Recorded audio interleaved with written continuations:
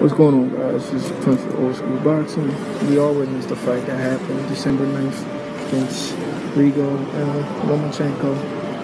I thought it was a good fight, even though Lomachenko had the weight, the height advantage. I felt like he should have met Rigo at a catch weight to make the fight a little bit more fair, but it looked like Lomachenko wanted all the advantage. He took advantage of it, and he executed.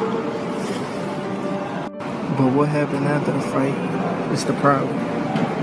It seemed like this fight has sparked up racism around the world. A lot of undercover racist boxing fans are coming out speaking because Lomachenko beat a Cuban who's considered a black man. So a white guy came out on top. So the boxing world is on a little racist rant.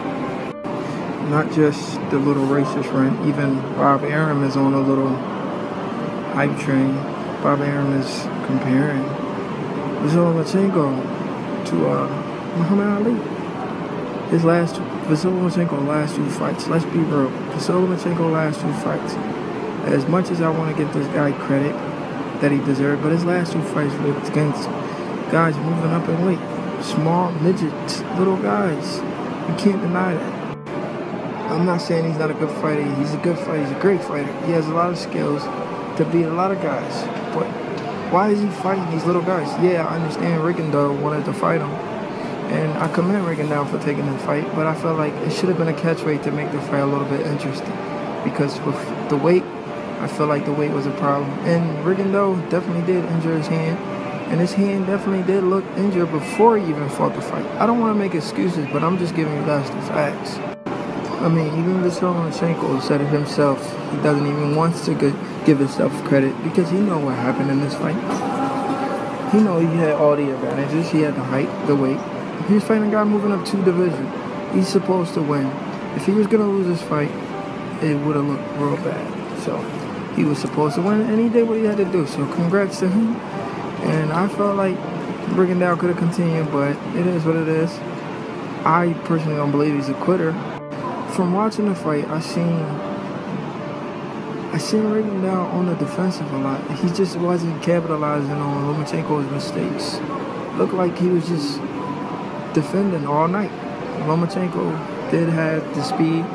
You know, Rigo injured his hand in the second round, but continued for a couple more rounds until he retired after the 6th round. But he made Lomachenko miss all night. If you watch the fight, go watch the fight again. Rigondeaux was making Loma miss all night. The only thing is, it just looks like he just didn't want to capitalize on mistakes. Well, that's all because, once again, he injured his hand. That's why he wasn't capitalizing. But then again, it is what it is. The fight happened. It's over. Now it's time for Lomachenko to fight guys his size so he can finally get the credit he deserved. But at the end of the day, it is what it is. This fight was a success. Lomachenko is finally getting the fame and accolades Bob Arum really wants him to have. Even disrespecting the #1 pound-for-pound fighter in the world, Terrence Crawford, to promote for Lomachenko. But he's finally getting the buzz he deserved because he's finally fighting the level of opposition he needs to be fighting, except they're small guys. It's time for him to step up to guys his size. With that being said, I feel like Rigo needs to keep his head held high. And I feel like Lomachenko needs to remain humble because he hasn't really fought any guys his size yet. Any bigger guys or guys his size. Until he does that, I can't fully give him 100% credit. I can just say he's a good fighter. I can't give him pound-for-pound status. Pound-for-pound is moving up in weight and fighting bigger guys. Until he does that, he's not pound-for-pound for me. With that being said, you're listening to the voice of Prince of Old School Boxing.